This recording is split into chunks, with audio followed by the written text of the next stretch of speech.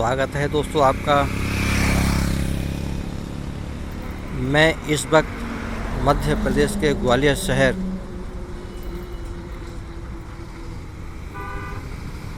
पुरानी छावनी थाना अटल गेट, ये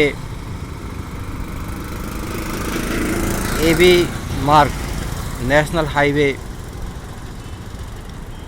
एबी मार्ग, ये मेरे ठीक सामने अटल गेट पुरानी छावनी है। ये जो ट्रैफिक है आगरा की तरफ से ग्वालियर शहर में प्रवेश कर रहा है और यहाँ से अटल गेट से जैसे ही आगरा की तरफ से ट्रैफिक आता है तो दो रास्ते हैं शहर में जाने के। एक बहुड़ापुर होते हुए शहर में जा सकते हैं और जो आगे एबी मार्ग है बम्बई की तरफ रास्ता जाता है, और दूसरा रास्ता जिस पर ठीक मैं हूँ, ये ट्रैफिक आगरा की तरफ से आ रहा है और गोले के मंदिर की तरफ ये देखिए जा रहा है। और ये देखिए गोले के मंदिर की तरफ ये रास्ता जाता है ग्वालियर शहर में मुरार। यहाँ से आप भिंड इटावा की तरफ भी जा सकते हैं। मैं इस वक्त ठीक ये सामने होटल है, होटल ऋतु राज, उसके ठीक सामने हूँ और मैं अब इस वीडियो में आपको इस अटल गेट पुरानी छावनी से गोले की मंदिर की तरफ ये रोड जा रहा है। इस रोड की क्या ख़ास बात हैं, क्या कमियां हैं, क्यों इस रोड पर एक्सीडेंट होते हैं, किस तरह के एक्सीडेंट होते हैं, सड़क दुर्घटनाएं इस रोड पर क्यों होती हैं, सड़क की क्या कमियां हैं, क्या ख़ास बात है, किस वजह से एक्सीडेंट होते हैं, किस किस तरह के वाहन आपस में टकराते हैं, ये जानने की कोशिश करूंगा। और मैं आपको पूरा रोड का ट्रैफिक दिखाऊंगा, किस तरीके से ट्रैफिक यहाँ चलता है, किस किस तरीके का यहाँ ट्रैफिक है, वाहनों के चलने का तरीका, वाहन क्यों आपस में यहाँ टकराते हैं, वो सब मैं आपको बताऊंगा और पूरे रोड को दिखाऊंगा। अटल गेट से, इस अटल गेट पुरानी छावनी से जलालपुर चौराहे होते हुए ये रास्ता गोले के मंदिर की तरफ जाता है और वहाँ से शहर में मुरार, बड़ागांव बाईपास, झांसी बाईपास जा सकते हैं, भिंड इटावा की तरफ जा सकते हैं। लेकिन मैं जलालपुर चौराहे तक आपको ये रोड अभी दिखाऊंगा इस वीडियो में कि क्यों इस रोड पर दुर्घटनाएं होती हैं, किस तरह की दुर्घटनाएं होती हैं, मैं आपको दिखाऊंगा। और मैं ये शुरुआत होटल ऋतुराज के सामने से करता हूं, जो गोले के मंदिर की तरफ रास्ता जा रहा है। ये देखिए, आइए देखते हैं लाइव ट्रैफिक के चलने का तरीका, बाइकर्स किस तरीके से इस रोड पर बाइक चलाते हैं, कार वाले किस तरीके से चलाते हैं,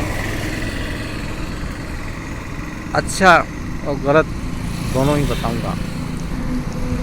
सबसे पहले इस रोड की बात करते हैं, उसके बाद इस पर चलने वाले वाहनों की बात करेंगे। इस रोड पर देखिए, मैं आपको दिखा रहा हूँ, ये रोड सिंगल रोड है, वन वे सिंगल रोड है, वन वे नहीं है ये,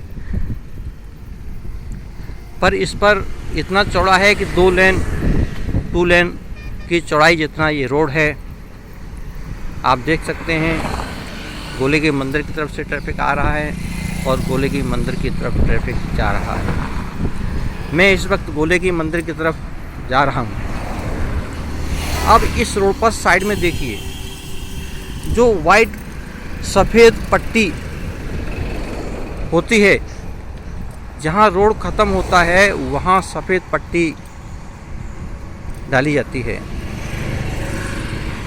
जिससे रात में वाहनों को वो मार्गदर्शन का काम करती है। वाइट पट्टी, सफ़ेद पट्टी कि रोड यहाँ एंड है।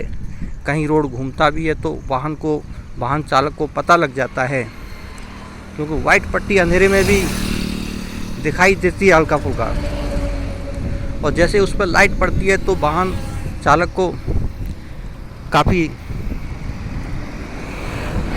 सुविधा रहती है वाहन चलाने में, कि रोड से उसका वाहन नीचे न उतर जाए, या उसका वाहन रोड से, फुटपाथ से कितना दूरी पर है।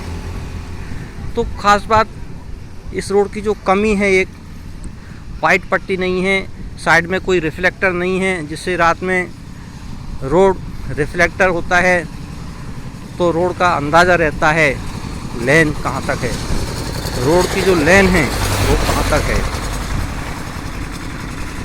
बीच में भी कोई रिफ्लेक्टर नहीं है रोड को, इस पर 2 लेन हैं, लेकिन बीच में एक रिफ्लेक्टर होता तो रोड 2 लेन को डिवाइड करता, तो वाहन आराम से अपनी अपनी लेन में आते और जाते, आमने सामने की टक्कर का खतरा कम रहता।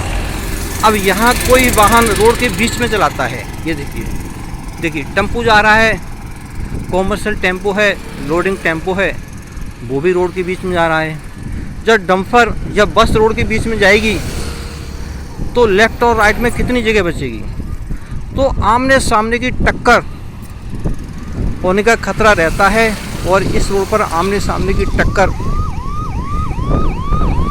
हुई है, जैसे बस और ऑटो, बस और ट्रैक्टर, क्योंकि बस वाला भी 20 रोड पे जाएगा और ट्रैक्टर वाला भी 20 रोड पे जाएगा। उनको आदत है 20 रोड पे चलने की, क्योंकि बीच में कोई रिफ्लेक्टर नहीं है। बीच में अगर 2 लेन बनाने के लिए अगर एक रिफ्लेक्टर लगा होता और एक बीच में वाइट पट्टी होती, ये देखिए आप देख सकते हैं, ट्रैफिक रोड खाली मिलता है तो वो बीच में जाते हैं।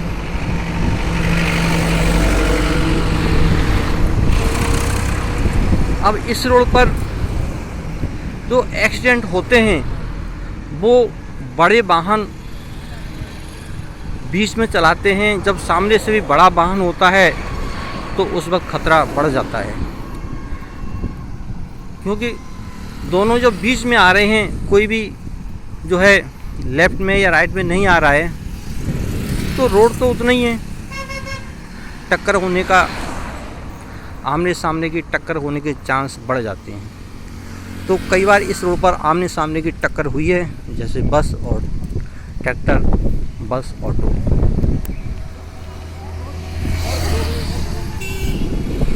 साइड में वाइट पट्टी होती, देखिए लेफ़्ट साइड में ना राइट साइड में कहीं भी कोई वाइट पट्टी नहीं इस रोड पर, ना ही कोई लेफ़्ट में कोई रिफ्लेक्टर है जो रात में चालकों की मदद करे। तो ये तो रोड की कमी हो गई। रोड ठीक बना है, कोई गड्ढे नहीं हैं।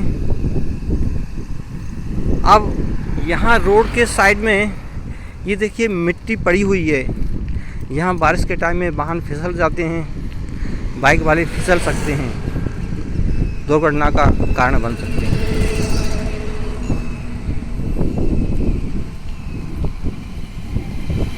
मैं पूरी रोड को पूरा स्लो स्पीड में आपको दिखा रहा हूँ, जिससे आप अंदाज़ा लगा सकें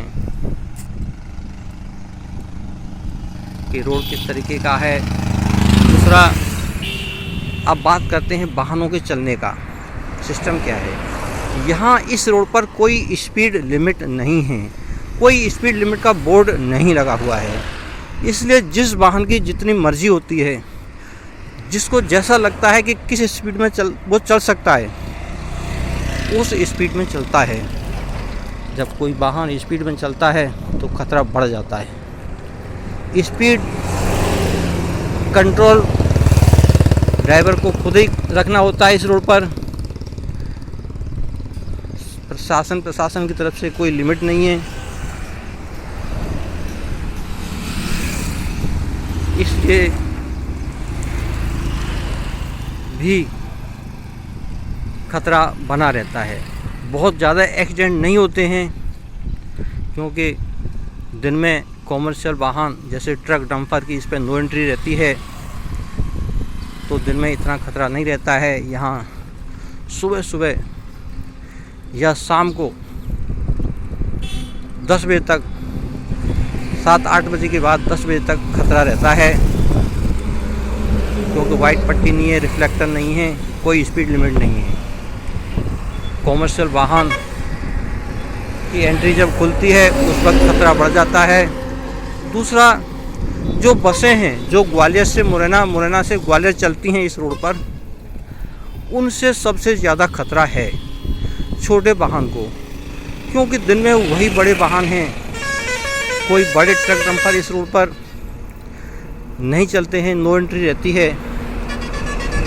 अब आप देखिए बस, सवारी बस जो हैं ये इस रोड पर इनकी स्पीड लिमिट अपने हिसाब से है,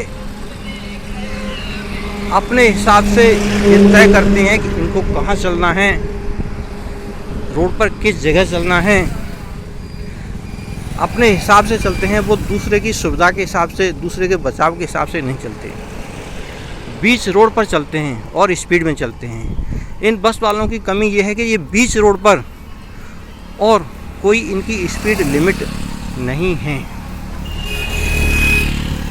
इसलिए ये बस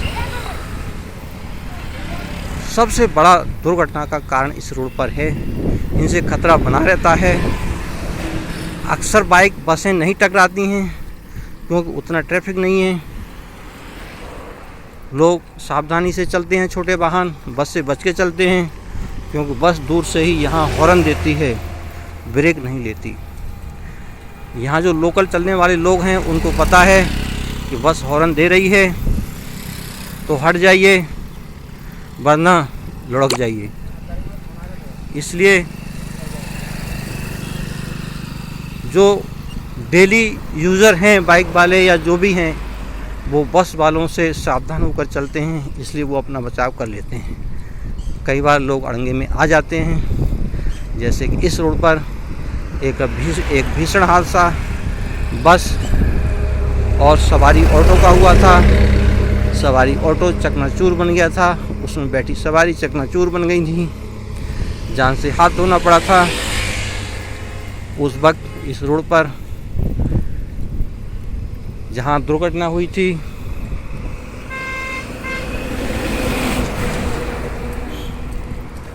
वहां ब्रेकर लगा दिए गए थे। बस उसके बाद कोई स्पीड लिमिट पर कोई कंट्रोल नहीं। इस रोड पर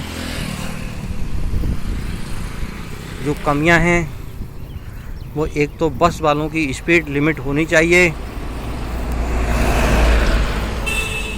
रोड के साइड में वाइट पट्टी, रिफ्लेक्टर, बीच में रोड को डिवाइड 2 लेन बनाने के लिए वाइट पट्टी और रिफ्लेक्टर मेरे ख्याल से होने चाहिए, जिससे 2 लेन साफ साफ नज़र आएँ और रात में आराम से बाइक या ऑटो जा सकें,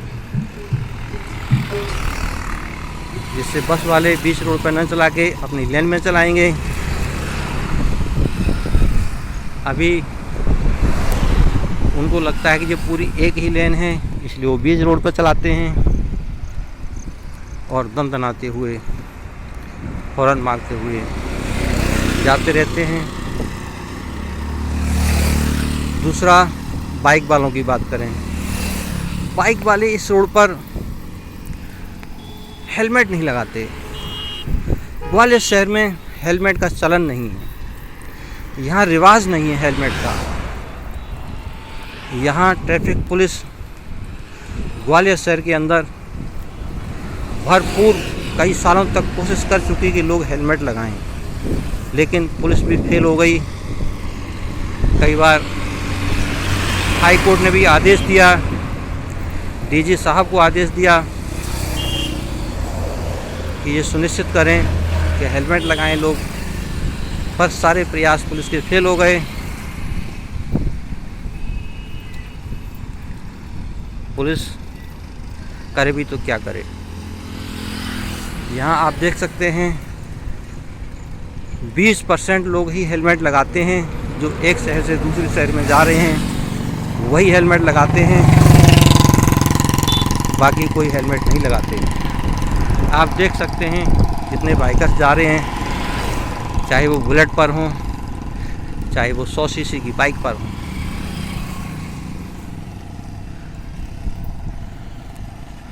हेलमेट लगाने का कोई यहाँ रिवाज नहीं है। उनका ऐसा मानना है बाइक वालों का कि अगर आप हेलमेट लगाते हैं तो आप डरते हैं, लेकिन कोई उन्हें कैसे समझाए कि हेलमेट लगाने से कोई ये नहीं समझेगा कि आप डरते हैं। हेलमेट किस लिए लगाया जाता है ये आप सभी जानते हैं, पर उन्हें कौन समझाए।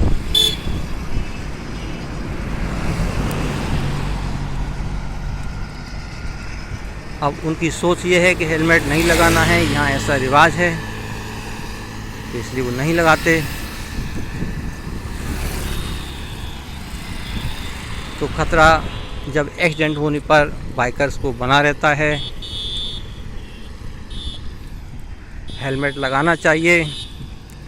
ये एक्सीडेंट को बचाएगा नहीं, लेकिन एक्सीडेंट होने के बाद आपको बचाएगा।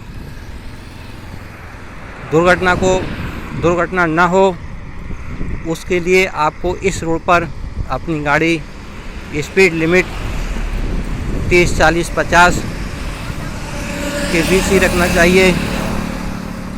50 से ऊपर इस रोड पर चलाना ठीक नहीं है, क्योंकि सिंगल रोड है, आमने सामने दोनों तरह के ट्रैफिक चल रहे हैं।